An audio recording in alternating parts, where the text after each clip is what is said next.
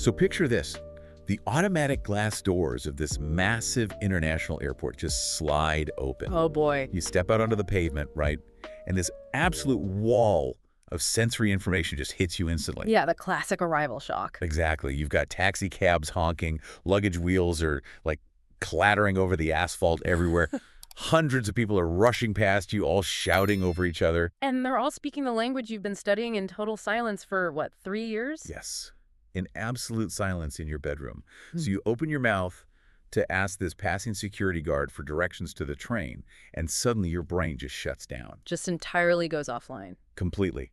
The thousands of vocabulary words that you highlighted perfectly in your textbook, they vanish. The grammar rules dissolve. You're just standing there in this chaotic intersection, totally paralyzed. It's brutal. I mean, that transition from the sterile environment of a quiet study desk to the chaotic reality of human interaction, it's arguably the biggest shock to the system any learner faces. It really is. Because the variables just shift from 0 to 1,000 in a matter of seconds.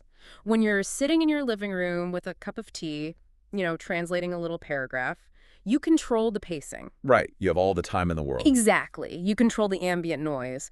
But out on that pavement, the environment controls you. And that's exactly why we're here today.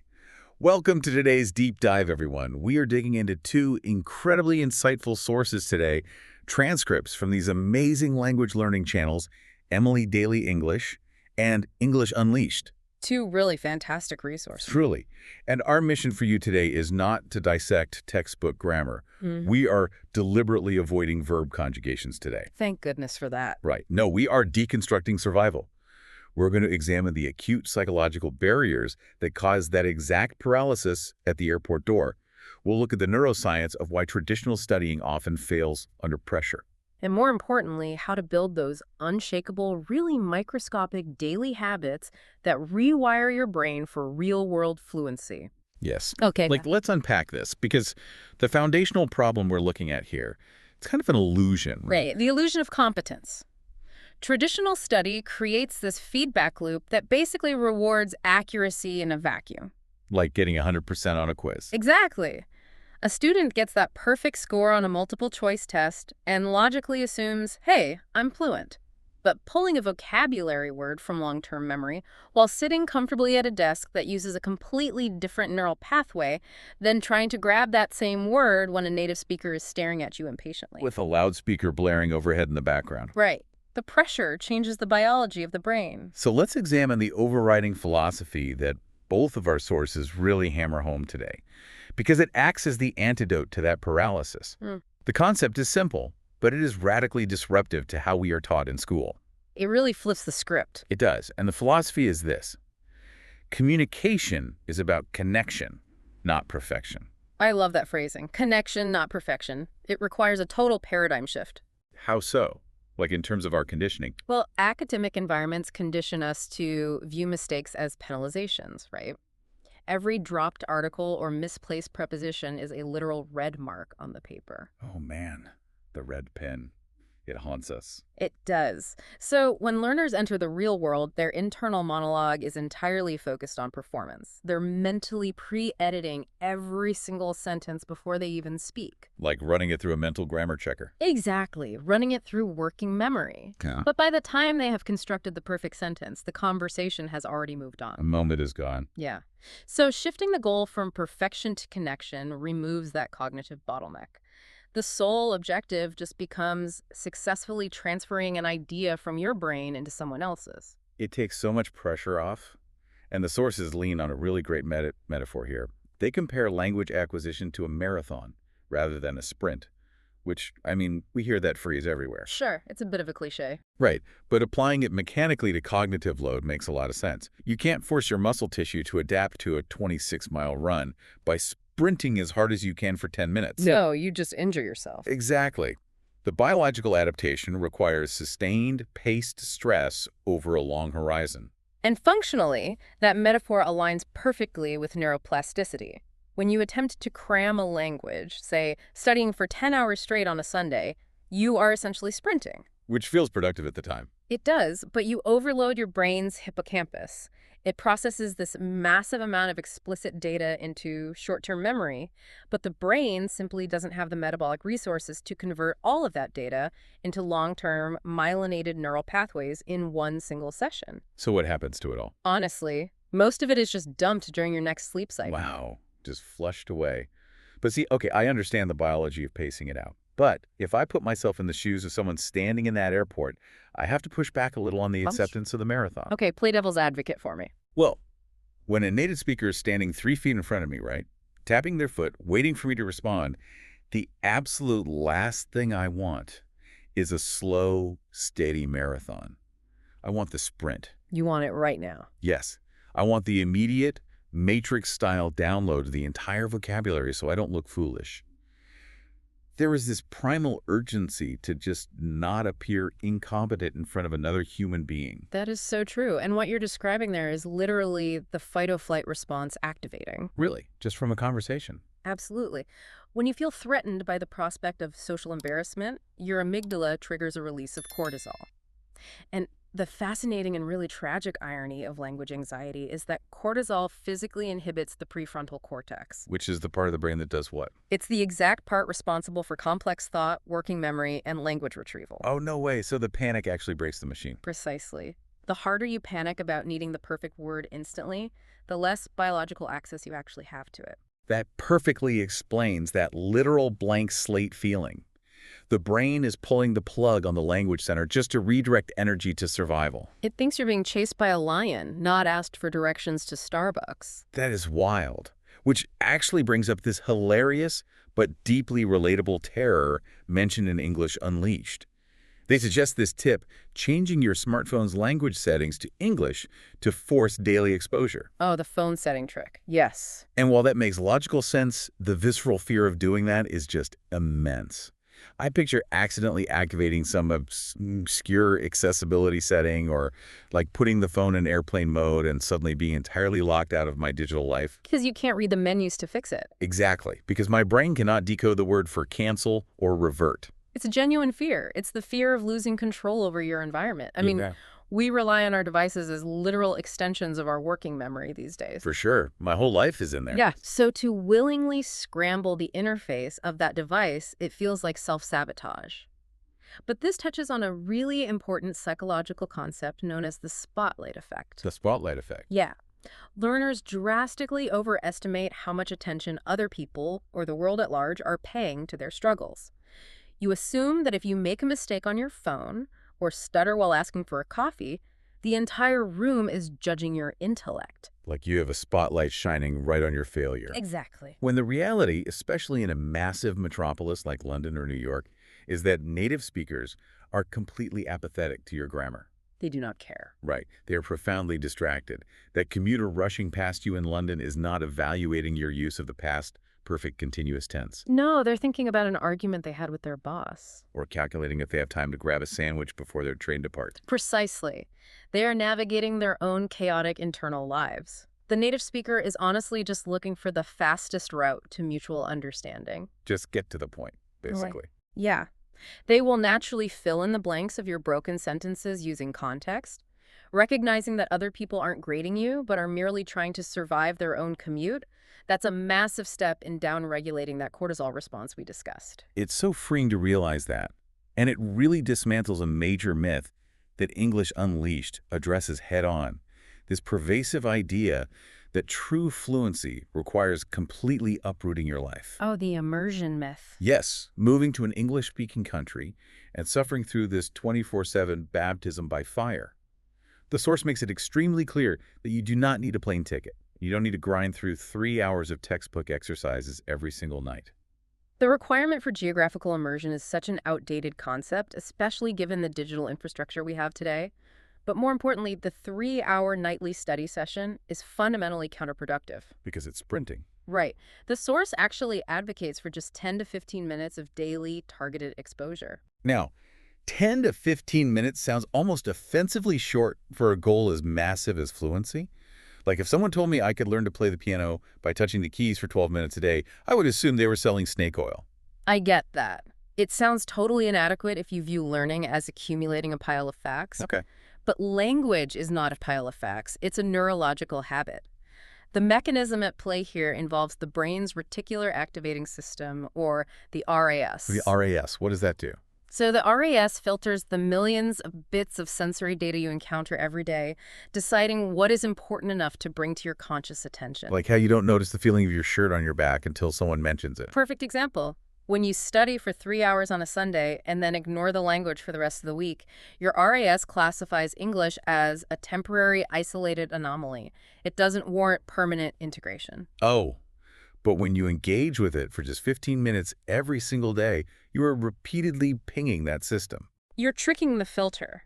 You are sending a consistent, undeniable signal to the RAS that this auditory pattern is a permanent feature of your environment. So it can't ignore it anymore. Exactly. Your brain eventually stops resisting the language and begins passively scanning for it, even when you aren't actively studying. The goal is to move English from an external task you perform, like doing your taxes, to an ambient part of your identity. Like drinking your morning coffee. Yes, it just becomes part of your day. Now, to see the consequences of treating language purely as an academic task rather than an ambient habit, we really need to look at the narrative provided in the Emily Daly English transcript. It's such a striking case study. It really is. It's this perfect example of a learner hitting the psychological wall. So Emily, she has studied in her quiet room for years. She finally takes her dream trip to London.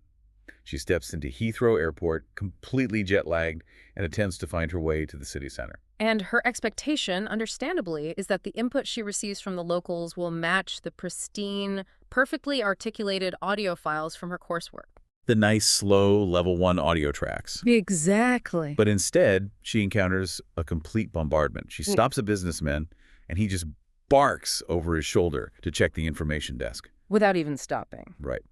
Then she asks the woman for the train, and the woman fires back this rapid, heavily accented instruction about the Level 3 express train.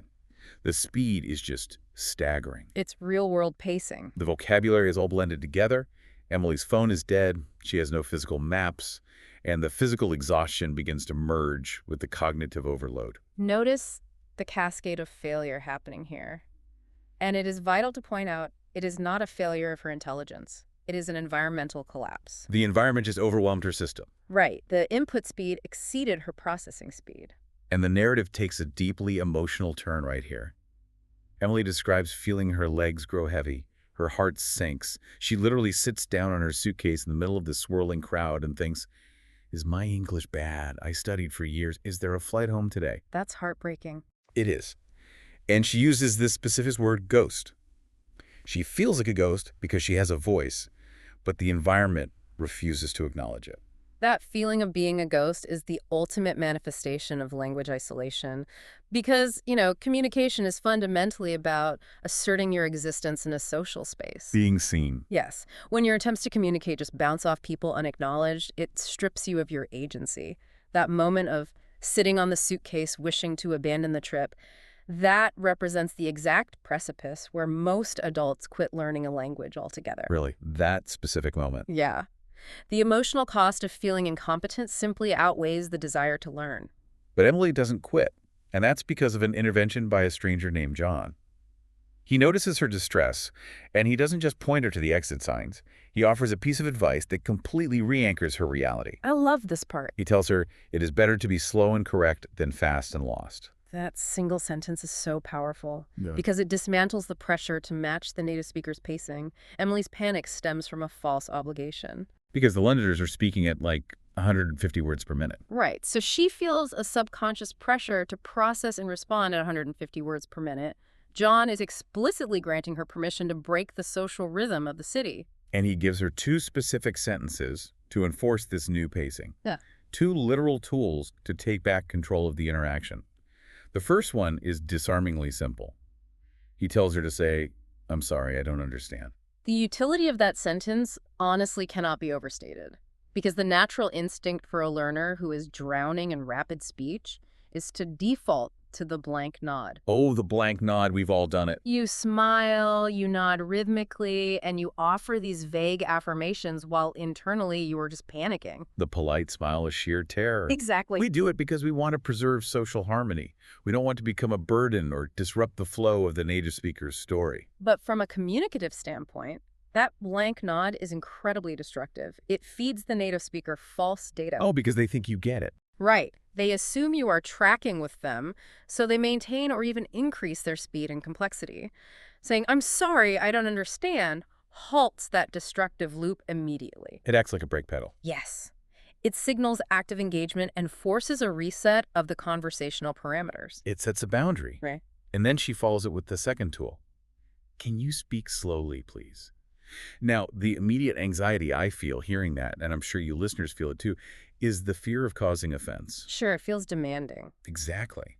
You're standing in front of a rushed commuter who clearly has somewhere to be, and you're actively demanding that they slow down their life for you. The fear of being a nuisance is completely valid, but it misinterprets why native speakers talk fast in the first place. They are not speaking rapidly with malicious intent to confuse a learner. Right, they aren't trying to be rude. They are speaking at their baseline default speed because they lack context. Unless you explicitly inform them that you are acquiring the language, their brain just categorizes you as a fluent local. They just assume you possess the same processing software they do. Exactly. When you deploy the sentence, "Can you speak slowly, please?" Okay, you are providing critical diagnostic information. You are rewriting their social script. How so? Well, in the vast majority of human interactions, once a native speaker realizes they are talking to a learner, their empathy engages. They naturally adjust their syntax, they enunciate more clearly, and they eliminate complex idioms. They want to help. Usually, yes. These two sentences are not admissions of defeat. They are environmental controls. You are literally turning the volume dial down on the chaotic intersection. I love that. And once John equips Emily with this shield, he gives her a masterclass in survival navigation. A really brilliant stripped-down lesson. He doesn't hand her a map. He doesn't ask her to memorize 50 transportation terms. He strips navigation down to a single functional foundation. Where is done? Where's the train? Where's the hotel? It is the most robust, versatile syntactic structure a traveler can possess, and it requires minimal cognitive assembly. You just plug the noun into the end of it. But the fascinating part is how John teaches her to comprehend the answer she's going to get. He maps the vocabulary directly to physical movements and vivid imagery. This is the part that really stands out. Right. To teach, go straight. He doesn't just define the word. He tells her to imagine a bird flying in a perfectly straight, unbroken line. For the universally confusing concepts of left and right, he creates a geographic mnemonic. Left is for London, right is for road. It is a textbook application of embodied cognition. Okay, walk us through the mechanics of that, because it sounds a bit strange at first. Why does imagining a bird or linking a direction to a city name actually survive the panic of an airport when a flashcard definition just evaporates? Well, under acute stress, as we established earlier, your working memory severely constricts. The purely verbal pathways in your brain, the ones that link the abstract sound of the word left to the directional concept, they become compromised by that cortisol. The panic blocks the path. Yes. Embodied cognition circumvents this by anchoring the abstract concept to the physical body and to multiple sensory modalities. So by engaging different parts of the brain simultaneously. Correct. When John tells her left is for London and has her physically gesture, he is encoding that memory in her motor cortex and her spatial reasoning centers, not just her language center. Oh, wow. So if the verbal pathway is blocked by anxiety, the motor pathway remains open. Her body literally remembers the gesture for London, which retrieves the concept of left. It is creating redundant backup systems for vocabulary retrieval. That is genius. He also uses proximity to the body to define distance. Like near is the suitcase touching her leg, far requires walking.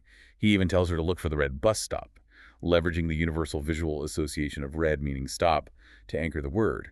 It's incredibly elegant because it lowers the cognitive friction. He is radically reducing the computational load. The brain doesn't have to translate red into a concept. The visual cortex already knows how to react to the color red. So, Emily survives the airport. She has the tools to slow the world down and navigate the streets. But surviving an interaction is only the baseline, right?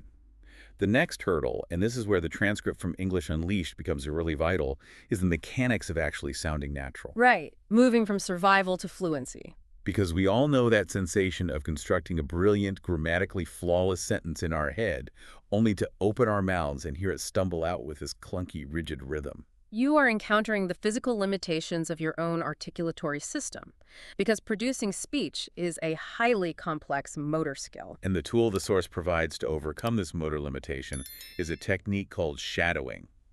I'll admit, the term sounds a bit like espionage. It does sound mysterious. Like you're trailing someone through an alleyway in a trench coat. Yeah, But in practice, it's closer to an auditory mirror. that's a great way to put it. Shadowing is the process of listening to a proficient speaker and repeating their words almost simultaneously, trailing them by just a fraction of a second. So you're right on their heels. Yes. You are attempting to replicate not just the vocabulary, but the exact intonation, the pauses, the stress patterns, and the emotional cadence.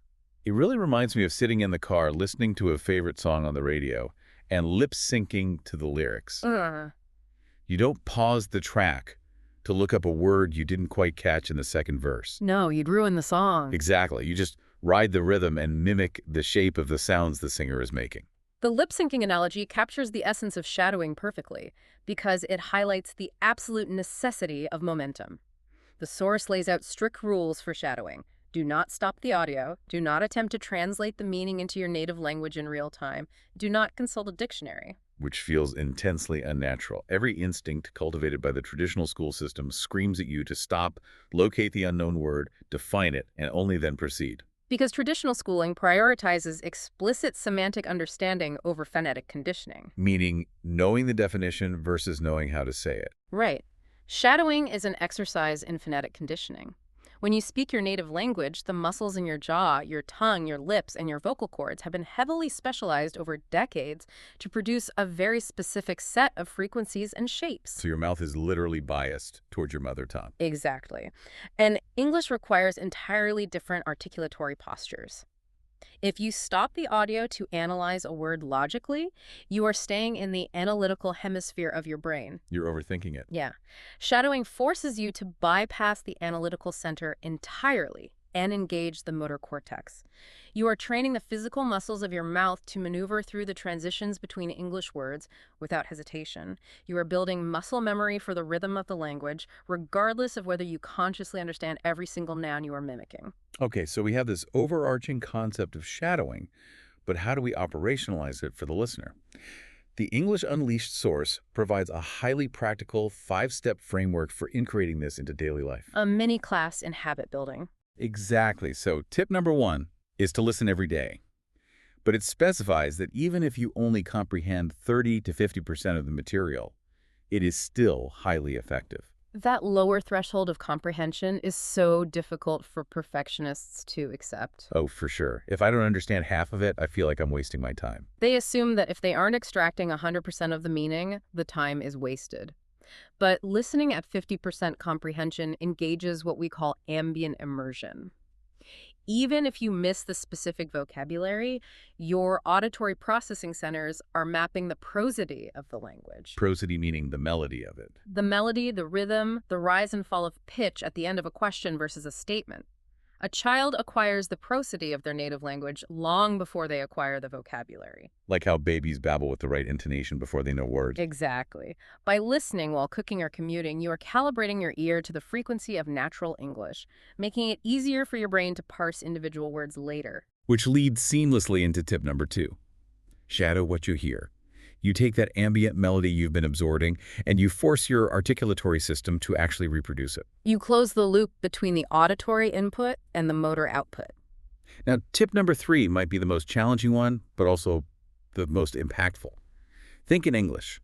Specifically, the source advises thinking one simple thought at a time, like waking up and consciously generating the thought, I am tired, in English, rather than in your native language. The goal here is to dismantle the translation delay. The delay between thinking and speaking. Yes. For most intermediate learners, speech generation involves a 3-step process. First, they conceptualize the thought in their native tongue. Second, they route that thought through a mental dictionary to find the English equivalents. Third, they speak. And that routing process, that's the hesitation we hear in conversation, the awkward 3-second pause before they answer a simple question. It creates a massive latency in communication.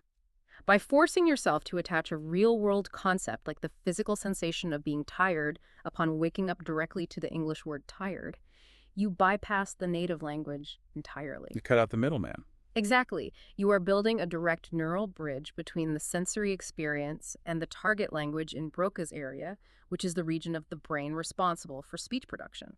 Over time, this drastically reduces that latency. That makes total sense. Now, tip number 4 feels slightly theatrical, but I see the value. Read aloud. Yeah. I immediately picture someone sitting alone in their apartment, reading a news article or a children's book with the dramatic projection of a stage actor. Well, the theatricality is actually a functional requirement. Really, you need to be dramatic. It helps immensely. Silent reading is excellent for expanding your semantic network, your vocabulary.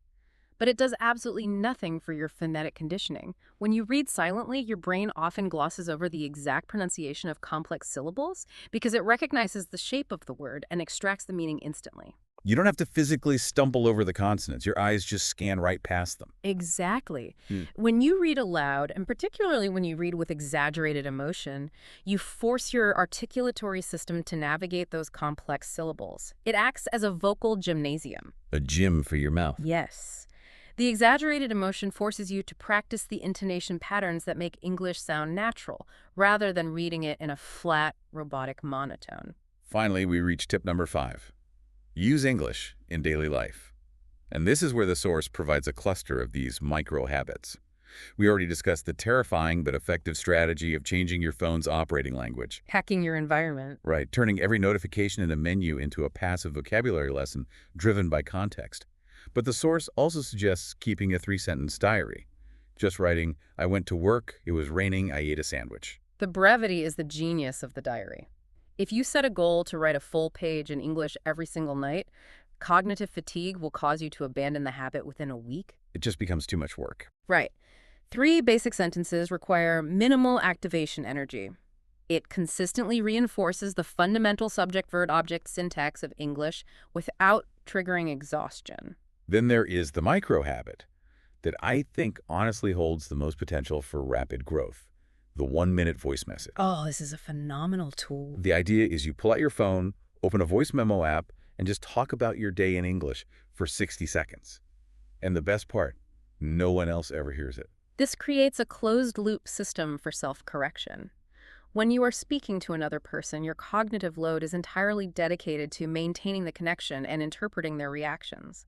You don't have the spare processing power to analyze your own grammar in real time. You don't notice that you dropped the plurals or used the wrong tense because you were just trying to survive the interaction. Exactly. But when you record yourself in a private environment, you remove the social pressure. The psychological safety of knowing the recording will be deleted allows you to experiment. You can just play around with the sounds. Yes.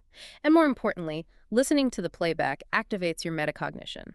You can observe your own speech objectively. You will instantly hear your own hesitations, your mispronunciations, and the gaps in your vocabulary that you were blind to while speaking. It's the linguistic equivalent of an athlete reviewing game tape to correct their form. That's a perfect analogy. So we have this entire arsenal now.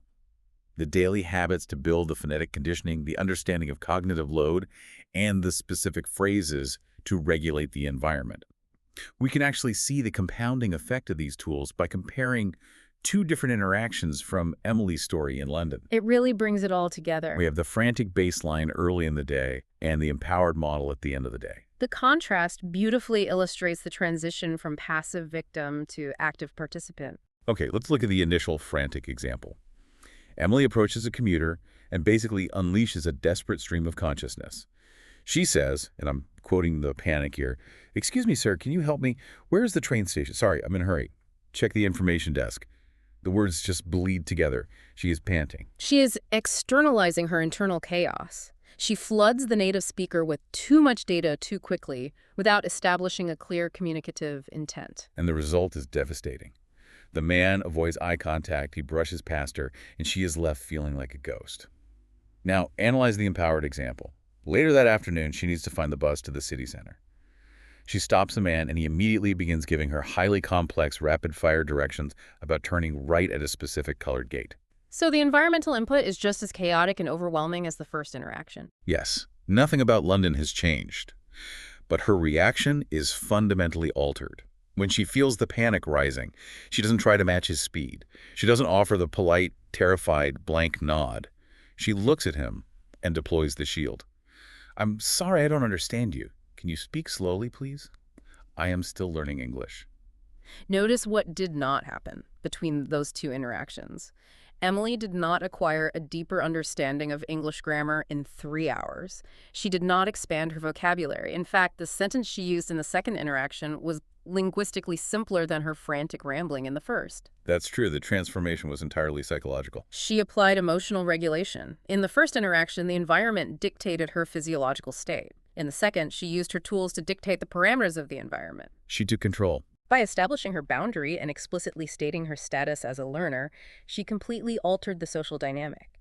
The native speaker immediately apologized, he modulated his speed, and he ensured she understood the directions.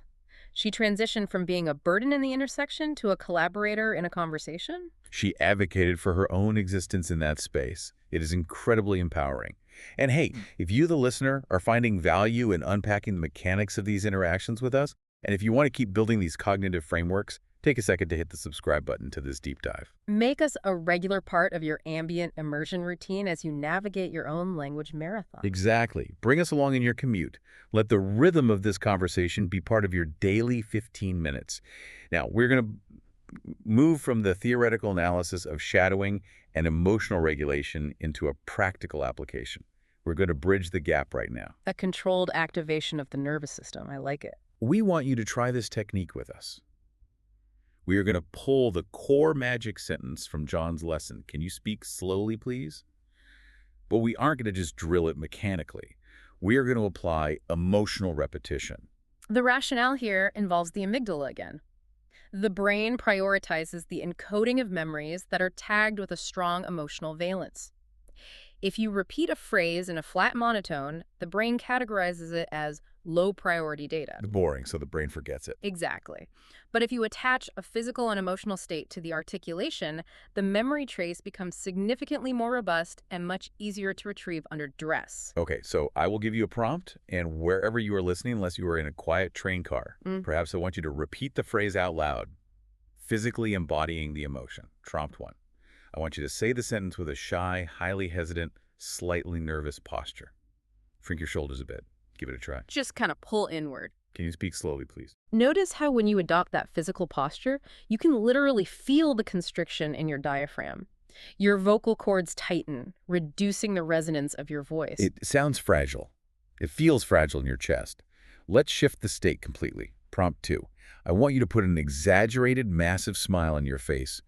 Physically pull the corners of your mouth all the way up and say the sentence with intense cheerfulness. Try it. Just a huge, goofy smile. Can you speak slowly, please? The acoustic profile changes entirely. The physical act of smiling alters the shape of the oral cavity, which naturally raises the pitch and brightens the vowel sounds. You are physically incapable of sounding defeated when the oral cavity is shaped that way. You can literally hear the smile in the audio. It's amazing. Finally, prompt 3. I want you to adopt the posture of the empowered traveler. Plant your feet solidly, open your chest, and say the phrase with loud, unapologetic clarity. You are claiming your space in the conversation. Go ahead. Own the space. Can you speak slowly, please? By rehearsing the phrase through these different physiological states, you are pre-mapping the nervous system. When you actually step out of the airport and the cortisol hits, your brain won't freeze because it has already simulated producing this language under varying conditions of stress and confidence. You have built the motor pathway before you even need to use it. You aren't inventing the wheel in the middle of traffic, you are just deploying the tool. This brings us to a synthesis of everything we have extracted from the sources today.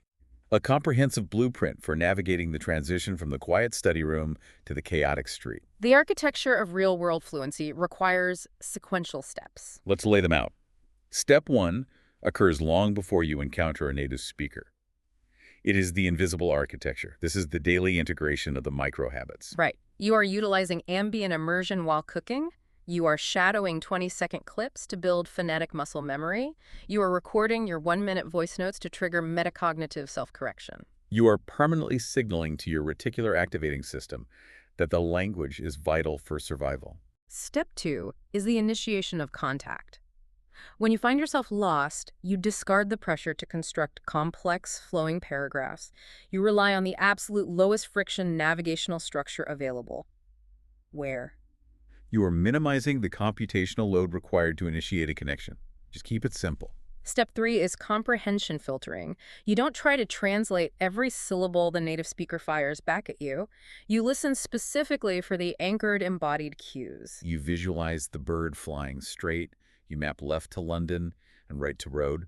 You look for the red stop sign. You are relying on spatial and visual memory to bypass the bottleneck of verbal processing. And step 4, the ultimate safety net. The exact microsecond the environmental input exceeds your processing speed when the accent is too thick or the pace is too frantic, you do not retreat into the polite blank nod. Never the blank nod. You deploy the shield. You assert your presence by saying, "I'm sorry, I don't understand. Can you speak slowly, please?" By executing that sequence, you completely dismantle the illusion of perfection. You embrace the reality that communication is merely the messy, collaborative process of two humans trying to share an idea. You are no longer the ghost in the airport. You have the tools, the psychological frameworks, and the neurological habits to assert your existence in any language. The world is incredibly vast, and it is waiting for your voice. Which leaves us with a necessary point of friction to consider.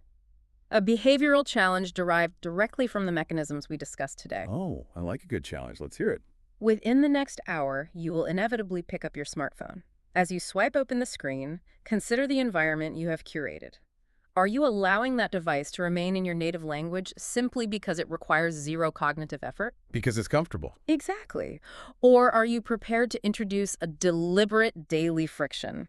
Are you ready to dive into the settings menu and force English to live in your pocket? Are you ready to let the language live with you? It is a brilliant, terrifying, and highly effective challenge. Thank you for joining us on this deep dive into the mechanics of language acquisition today. If examining the psychology and the neuroscience behind these daily habits gave you a new perspective on your own learning journey, please like this session and leave a comment below. Tell us exactly which microhabit you are implementing today. Are you braving the phone settings, or are you starting the 1-minute voice recordings? Let us know. And subscribe to ensure you don't miss our next exploration. Keep building those neural pathways, embrace the friction, and stay curious. We will see you next time.